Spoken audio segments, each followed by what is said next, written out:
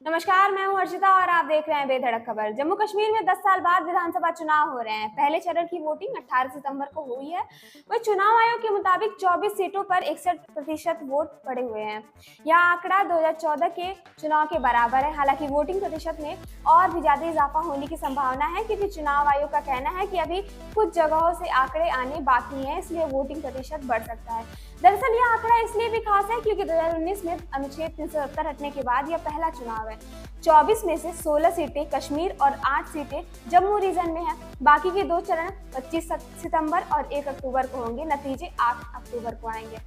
कश्मीर का दिल कहे जाने वाले लाल चौक विधानसभा क्षेत्र के उम्मीदवारों के दिल की धड़कनें बढ़ गई हैं। यहाँ देखने में सब कुछ सामान्य सा लग सकता है, पर है नहीं। चप्पे चप्पे पर तैनात सुरक्षाकर्मी अतिरिक्त सतर्कता बरतने की ओर इशारा कर रहे हैं। चुनावी पोस्टर, बैनर, झड़ियां नजर आ रही हैं। मतदाता दिल की बात कहने से डर रहे हैं कि वो किसको समर्थन करते हैं। जम्मू कश्मीर विधानसभा चुनाव का पहला चरण संपन्न होते ही राजनीतिक दलों ने दूसरे चरण के लिए ताकत झोंक दी है। खैर, चुनाव आयोग के आंकड़ों के मुताबिक 2014 के चुनाव में इन जिलों में 60% की वोटिंग हुई थी। उस समय इन जिलों में 22 सीटें थी। 2022 में परिसीमन के बाद डोडा और किश्तवाड़ा में एक सीट बढ़ गई है। 2014 में पीडीपी बीजेपी गठबंधन की सरकार बनी थी, लेकिन यह सरकार अपना कार्यकाल पूरा नहीं कर सकी। 2018 में बीजेपी ने पीडीपी से समर्थन वापस ले लिया था। तब से केंद्र शासित प्रदेश में राष्ट्रपति शासन लागू है। पहले चरण में 219 उम्मीदवारों की किस्मत ईवीएम में बंद हो गई है। इनमें से सीपीआई एम के मोहम्मद यूसुफ तारिगामी भी शामिल है। तारिगामी कुलगाम सीट से लगातार 5वीं बार चुनाव जीतने की कोशिश में है। पीडीपी प्रमुख महबूबा मुफ्ती की बेटी इल्तिजा मुफ्ती श्रीनगर बिजबेहरा सीट से चुनाव लड़ी। पीडीपी के वहीद उर रहमान पारा ने पुलवामा सीट से चुनाव लड़ा। कांग्रेस नेता और एआईसीसी महासचिव गुलाम अहमद मीर डोरू सीट से तीसरी बार जीत के लिए मैदान में उतरे थे। केंद्र शासित प्रदेश में कांग्रेस और नेशनल कॉन्फ्रेंस ने गठबंधन किया है। पीडीपी, बीजेपी, पीपल्स कॉन्फ्रेंस और दूसरी पार्टियां भी चुनाव के मैदान में हैं। जम्मू में प्रमुख उम्मीदवारों में पूर्व मंत्री सज्जाद किचलू, शगन परिहार जो किश्तवाड़ा से, खालिद नजीब जो डोडा से हैं, विकार रसूल बानी जो कि बनिहाल गुल से और शक्ति राज परिहर जो डोडा पश्चिम से शामिल है।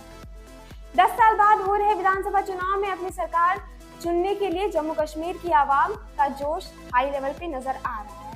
पिछले 36 साल से अपने पैतृक स्थान कश्मीर से दूर निर्वासन में रह रहे विस्थापित कश्मीरी पंडित ने बुधवार को इसी आस के साथ वोट दिया कि घाटे में अपनी मातृभूमि में वो वापस लौटने का उनका सपना साकार हो सके।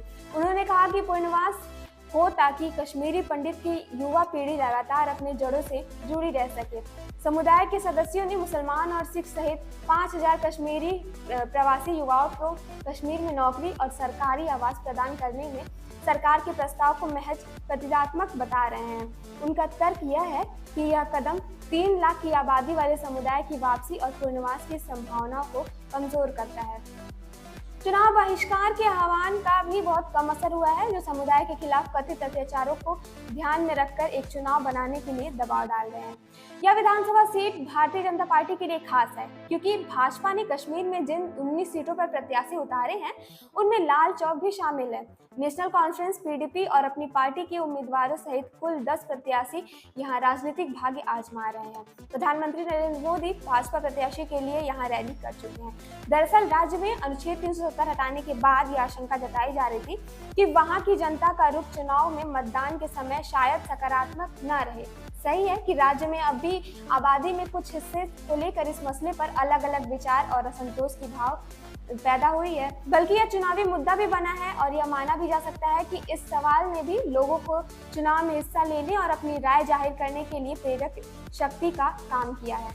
यह बेवजह नहीं है कि न केवल मतदान केंद्रों पर लोग उम्मीद से ज्यादा संख्या में उमड़ रहे हैं, बल्कि शांतिपूर्ण तरीके से वोट डाल रहे हैं। एक समय था जब चुनाव की घोषणा करने के बाद ही आतंकवादी संगठनों की ओर से मतदान और बहिष्कार करने के लिए तरह तरह की धमकियां दी जाती थी। इस बार भी एक और राज्य में चुनाव आयोजित कराने के लिए तैयारी चल रही थी और दूसरी ओर से लगातार आतंकवादी संगठनों की ओर से कहीं सीमा पर घुसपैठ का प्रयास किया जा रहा था, तो कहीं लक्षित हमलों की हत्याएं की जा रही थी, तो कभी सुरक्षा बलों के शिविरों पर हमला किया जा रहा था। बाकी इस खबर पर आपकी क्या है राय, हमें कमेंट बॉक्स में ज़रूर बताएं। और आपको क्या लगता है इस बार जम्मू कश्मीर में किसका राज्य चलेगा। और ये वीडियो अगर आप फेसबुक पे देख रहे हैं तो हमारे पेज को फॉलो करें, यूट्यूब पे देख रहे हैं तो चैनल को सब्सक्राइब करें। धन्यवाद।